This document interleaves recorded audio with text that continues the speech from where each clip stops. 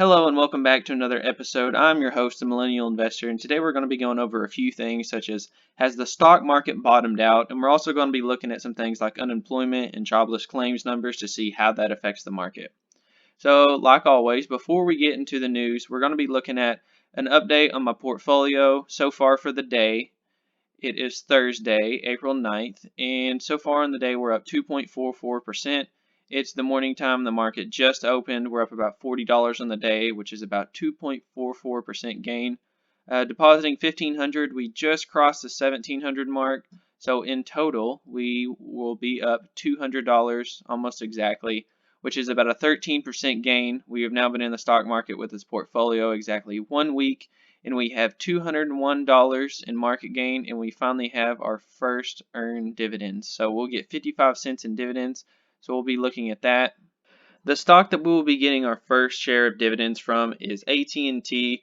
They just claimed their dividends, so we have 55 cents in dividends there. It's nothing huge, but it's a start, so it's something to get started with. We have a little over one share. If we go to the details here with AT&T, they did just raise their dividend again this year. They are a dividend aristocrat. So if we look here, last year they were paying 51 cents. They're now paying 52, and I just own just a little bit over one share. So that's going to make it 55 cents in dividends. So that's just a good start on the dividends, and I know between now and the next 1 or 2 weeks we'll be claiming about another 4 or 5 different companies that will be claiming their dividends over the next 2 weeks. So in regards to an update with the portfolio, we're going to be looking at our biggest gainers. So as of right now, our number one stock is Discover Financial Services, and we're up a little bit over 37% on it. Whirlpool, we're up about 26%. Same with Realty Income, which is the second largest stock in our portfolio. So it's good to see one of our biggest stocks just absolutely crushing it. Foot Locker, 25%. So now with the portfolio being up in the green today, we have 1, 2, 3, 4, 5, 6, 7, 8, 9, 10, 11, 12, 13, 14, 15, 16. 17 of the 30 stocks are now in double digits in the green, and the worst stock in the portfolio is Kimberly-Clark. We're only up 11 cents, or about 0.24. Then we have a couple here. We have Procter & Gamble that are only up 0.36%, and then some others that are up just a little bit. But I'm really happy with these returns so far, especially 37% in a week.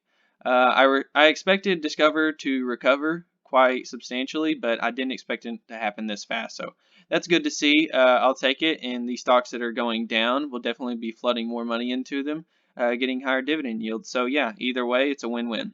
So first off, let's look at the last 2 weeks. The jobless claims number for this week just came out about 30 minutes ago, but I'm going to show that in just a second. The last 2 weeks, we had 3.34 million, and then we had 6.65 million. This is pretty insane. The first week that this came out, I was looking at this closely, and I was comparing this to the 2008-2009 recession. As you can see here, it was under a million. So less than a million in a week was our all-time record for the most people that had jobless claims. 2 weeks ago, we had 3.34 million. So that is over triple the record, the all-time record. So then the next week happened, and then we doubled last week's. That is insane. So just the first 2 weeks alone, it's almost exactly 10 million people laid off in 2 weeks. Now, a lot of people will be getting those jobs back when the recession starts to calm down, and especially the shutdown ends, which is hopefully between now and about the next 3 weeks. They were shooting for the end of April. I really think they're going to stick to their guns on that date. I really think once we start getting past April with the shutdown, if we were to do that, if we're starting to getting into May, into June, once we start getting past that, I think it starts to get really deadly towards our economy, and I really hope that they don't keep it past the end of April, because if they do, I think it's really going to start to get ugly. And I think it's going to start to become a financial crisis rather than a health crisis, and that's the issue here, especially for the stock market, but just jobs in general. I mean, I even worry about my own job in a situation where 10 million people get laid off in 2 weeks. That is insane. So if we go here, if we go to this week's numbers, there are now 17 million people almost in the matter of 3 weeks. So about another 6.6 million are added in 1 week. Actually, that number goes up a little bit later on because they take time to calculate the data. So it will probably be right at about 7 million when you add all these three together if you give it a couple days. but 17 million people laid off in the matter of 3 weeks. If you would have told me 3 months ago, hey Jordan, just so you know, when the recession starts, which is going to be in pretty much in a flash out of nowhere, like you've never seen it coming before, the first week it's going to lay off 3 million people. I would think you're absolutely crazy. I would never believe that in a million years. I would never believe that, ever. And then if you told me the following week it would double that and lay off another 6.5 million, I would just think that you're crazy. So 17 people have now been laid off. If you see here, it says, to put these mind-boggling numbers in perspective, before the March 21 surge, the highest single weekly reading ever recorded was 695,000 in 1982. So actually, it wasn't 2008, 2009. It was actually during the 80s. So I actually didn't see that. So what was the number? It was 695,000. So about 700,000 was the worst ever. Not even 750,000. And now we're getting 3 and 6 million a week. So that is so much higher than what we've seen before. One more part I want to highlight here, which is really important. So if you see this sentence here, the largest part of our GDP comes from California. So coming from Oklahoma, we're one of the most low income, lowest GDP states. So we're a lot less important than, say, a California when it comes to the economy. So California is about 2.5 million out of the 17 million that we've seen. So California and New York are easily the most important when it comes to the economy for our nation. So if you see here, this is kind of interesting. There's been a lot of argument over the last year or two with Congress and Uber as to whether or not they have to claim their employees as W-2 or if they can keep them 1099. Regardless as to whether or not they go to W-2 or 1099, whatever happens, the Emergency Federal Relief Program for the first time has made self-employment workers such as Uber drivers and independent contractors eligible for jobless benefits. I think this is huge. While I don't recommend doing Uber driving as your full-time job, there's a lot of people in urban areas like California that rely solely on Uber driving as their income. If you're an Uber driver right now, you probably get little to no work and you have no unemployment benefits until now. So it's good to see that they're covering all the corners, they're covering all the cracks of the economy and all the jobs out there that a lot of people wouldn't think about. So that's good to see. So the next thing we're going to look at here is the PE ratio for the S&P 500. So out of the three indexes, the S&P is the one that I like to look at because if you look at the Dow, it's primarily focused on a lot of older companies such as like industrial type businesses. And if you look at the NASDAQ, it's very tech heavy, focused on your Facebooks, your Googles, your Amazons. But the S&P is a really good balance of the top 500 companies, and it's regardless of what the industry is. So it has a good mix of industrials, a good mix of tech, a good mix of energy companies, whatever. It has a little bit of everything. So this is the barometer that I like to use to gauge the stock market and to gauge the economy on. So when you look at PE ratios, this is a historical chart of PE ratios. So as you can see here, the higher the PE ratio, the more overvalued the stock market is in a time like here, before 1900, and in the 1920s, and then if you look here around the Great Depression when things are going crazy.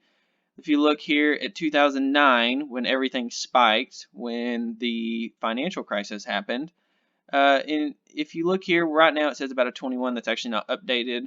So as of today, the PE ratio for the stock market, the average is 15.79, so about a 15.8. Comparatively to other times in the stock market, so that means it would be right around here, is where it should be, where my mouse is. A 15 is not nearly as bad. I don't really like once it crosses 20. For me, that's kind of the threshold to where I start to get a little bit worried. And if you think about the valuations on these companies, the one thing I don't like about this number is that it gives you an idea of what it was compared to in the market before the illness that happened and the recession started to take place, but it doesn't really give you an idea for the future because this is a trailing 12 months price to earnings ratio. It is not a future forward price to earnings ratio. The reason is you can't really gauge in this situation what the earnings are going to look like in the next 3-6 months. You can try to make estimates and you can try to get as close as you can, but honest to God, we just don't know. It could be a lot better than we expect. It could be a lot worse. I expect with these jobless claims number, I expect it to probably be a lot worse. So this 15.8, as companies report horrible earnings, one of my largest companies, for example, McDonald's, they just reported numbers yesterday. They are managed to go up. I am about 11% on them. But yesterday, they report a decline in same-store sales of negative 22%. So they are down 22% in same-store sales. That is such a significant drop for a very large chain. That is just one example of what I'm talking about. All of these companies, a very large portion of them anyway, are going to be reporting numbers that are significantly lower, and that's going to raise this number.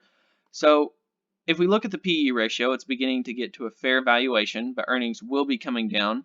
So I could definitely make a case for the stock market beginning to come down a little bit more, try to come off a little bit of this heat. So what we're looking at now is the market finally bottoming out? If we look here, as of right now, it is up about 1.95%, up about another 2% on the day for the S&P. The Dow is up 1.98, and the NASDAQ is lagging a little bit at 1.05. So if we pull up the full screen here, we're going to look at the chart for the last year on the stock market, and then we're going to look at the last 6 months, 3 months. So if we look at the last year, we go to the S&P 500, you can see this significant drop. Here we'll go to 1 year. You'll see the significant drop that happened in pretty much a blink of an eye. So February 19th was when it peaked, and then it bottomed out in March 23rd. So a little over a month, almost exactly a month, we went down about 33%. If you look at the last month here, the last couple of weeks of trading days, the bottom here versus where we are today is a significantly higher point than where we were just like 2 or 3 weeks ago. Has the stock market bottomed out? Is that the end? So, first of all, I'd like to say that I don't like to make short-term predictions. I don't know where the stock market is going. Neither do you. Nobody knows. That's why we hit so hard on dividend investing, making steady deposits every single week, every month, so that way we can grow our portfolios, because I could very well wake up tomorrow and the stock market will open up 10% higher up here, or we can make an argument that horrible virus numbers come out and that it's going to open significantly lower, or even treads back to down here and maybe even breaks this line of support and then goes down significantly lower. That said, this is my prediction, so take it with a grain of salt. I'm just the guy off of YouTube that you shouldn't be listening to, but that said, here's my prediction with the stock market. So if we look here on Wikipedia, the second worst day in stock market history was on March 16th, and the Dow dropped about 12.93%. I'm going to show the Dow rather than the S&P because its numbers were a bit more volatile, and it's just pretty crazy to see. So about a 13% drop in a day. So March 16th, that was right here. All the way from that peak up there is where the market closed out on a high note and then ended all the way down here in just one day. So after that, the market tended to go down for the next 3 days or so. And then following that, we had March 24th. So then, just a couple days later, on March 24th, we had the fourth best day ever. We had an 11.37% gain. So immediately, if you look at that, the next 3 days following that, the market went up a little bit over 20%. So technically, that was the end of the bear market. Technically, what a bear market and a bull market definition is, for a bear market, you have to close 20% lower from the previous high. So if we go back to February 19th, so once the market closes 20% below this number, we are officially in a bear market, which I believe is somewhere around here. And then the same thing goes for a bull market, but it's in reverse. So the moment that we hit 20% above the previous low of the close, we are in a bull market. So technically, at this close on March 26th, we are technically in a bull market. Will that last? I am not sure. If I had to guess, I believe that this is the bottom. Here's what I also think. I think that the stock market needs to cool off a little bit. In 3 days, we went up about 20%, and then we had just one really big down day since then. And other than that, the stock market has pretty much went up every day since then. I do think that we will get a little bit of consolidation. We will begin to fall down a little bit, at least a couple percent. Just going up every single day is not healthy, just as going down every single day is not. But we are completely oversold, and that is why we are going up pretty much every single day. So in the short term, I believe that we probably will begin to get back to these lows, but I do not think we'll break them. But if you compare these to some of the other times in the stock market, so let's look at some of the other worst days ever. If you see the top 5 here, 2 of them have come within 1 week of the 2020 recession. So one day it fell 12.93%, the other day it fell almost exactly 10%. That alone, those 2 days, that's about 23% just by itself. So if you compare these to the other three here, we see 1987, we see Black Monday, and then we see 2 days during the Wall Street crash of 1929 during the Great Depression. If you compare this to these two, so 1987 crash was a little bit tricky on Black Monday. There was a lot of issues with the trading systems, and that was when the internet was finally starting to become big, and a lot of electrical trading was beginning to take place, and specifically stop losses. So for example, this is the Dow. This shows Black Monday. So let's say, for example, once the Dow falls about 150 points, sell all of our assets. So once it hit here, they might have had a stop loss that sold all their assets that drove the market down. Well, since they didn't know how to use these technical indicators, it was very new to the market, and technology back then was way slower than what we have today. The people that had stop losses below that now hit their stop losses, and that caused them to sell. And the ones below that caused them to sell. And then so on and so forth.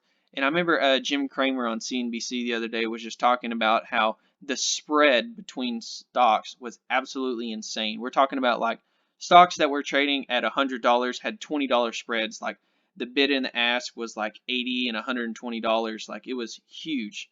So like $20 difference from between the trading price. So people didn't even know where to trade. So their dot systems were giving delayed responses as well. People that were trying to sell here were actually realistically selling here when they didn't want to. They were failing. So it was a little bit tricky with the 1987 crash. In the moment after the 87 crash happened, the market pretty much just went back to normal and just went on a straight line up. So if we look here, if we go to max, pretty much right after the market crashed, it went up and then came back to about the lows, and then after that it pretty much just went in a straight line up following it. So it was a little bit of a technicality, the reason why the 1987 Black Monday happened, but regardless of that, it's pretty crazy to see to compare that to the 1987 Black Monday. But let's look at the big one here, the Great Depression during late 1920s, the early 1930s. There was so many issues with the Great Depression. I'm not going to go into all why that happened, but just to hit a couple of the highlight points.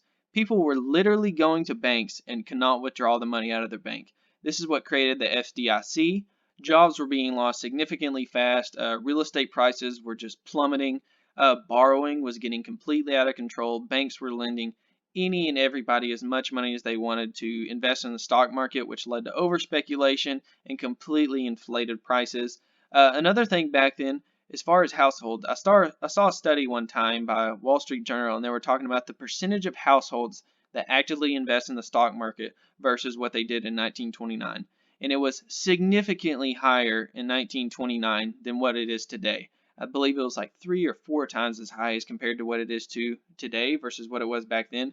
People were investing so much. I hear about stories about how people were literally jumping out of the top of buildings because they were being so rattled by this crash. But I don't think this is anything compared. A little illness is not enough to be worse than what happened in 1929. We have a lot stronger economy. We have a lot better legislation. There are so many different reasons why I think this 2020 crash is a lot better than 1929.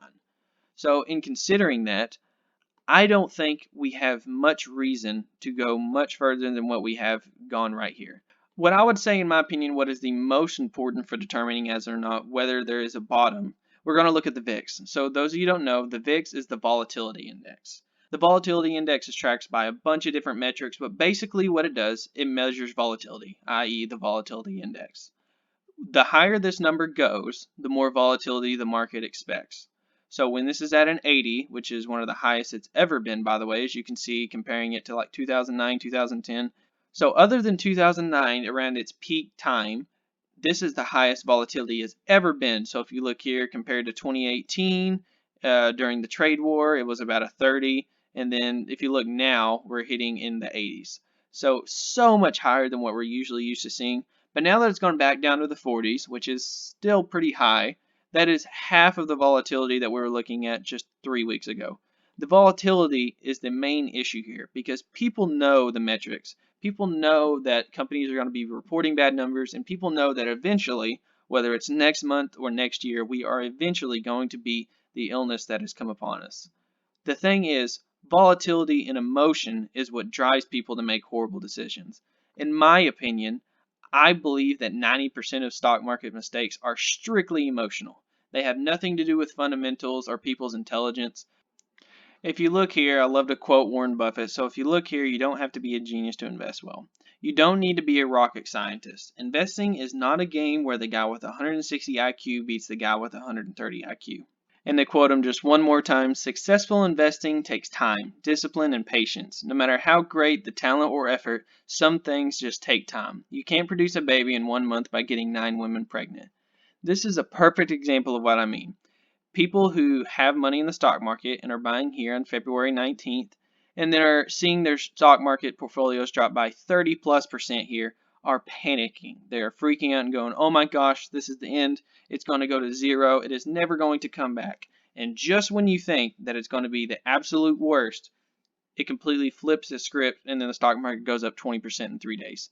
The same thing goes for the flip side. When the stock market is going up and up and up and up and up every single day, people think, oh my gosh, it's never going to end. You just put money in here and every day you wake up with a little bit more money than you did before. And then in the matter of no time, in the span of 1 month, you lose a third of everything that you've ever had. So the stock market is one of those things that you should really be focused on the long term, because in the short term, God only knows what happens, including myself. Warren Buffett has quoted many times that he has no idea what the market's going to do. Every year he has a CNBC interview where he always tries to get questions about whether or not he thinks the market's going to go up, go down, what he thinks about it. And he always blatantly just tells everyone, I have no idea what the market's going to do next week or next month. He's just focusing on companies that he thinks is good for his portfolio and that are solid investments. So what I would do here, if you're someone that is brand new to the stock market and you're thinking about investing, think about it this way. If you invest today, it has recovered quite a bit from the drop, about 25% or so. But if you're waiting to get into the market, if you're investing today, even after the big rise, you're still getting about a 20% or so discount from where it was just a month and a half ago. That is still significantly lower than it was before. So many of the companies I own are still trading at extremely low valuations, and it's not something you should avoid or try to wait to try to catch the bottom, because flat out, you're not going to do it. You're not going to be able to time it, and if you do, it's just absolute luck. There's no skill or talent involved in it. Do not try to time the market. Just wait until a prime opportunity to try to buy some solid companies which you like very much, and then try to build a solid portfolio, specifically a dividend portfolio that you'll be proud of, not in 5 minutes, but in 5 years. So thank you guys so much for watching. As you can see here, the market is still going up. We're actually up a little bit more from when we started the video, but the market still has a long way to go. And I'd just like to thank you guys so much for watching. Make sure to smash the like button, hit the subscribe button, smash the notification bell, do anything you can to make sure you'll be able to see my videos in the future. And I appreciate you guys that made it to the end. Make sure to comment down below any questions you have about me with the market or any stocks that you'd like me to talk about, and I'd love to address it in a video. Thank you guys so much for watching, and until next time.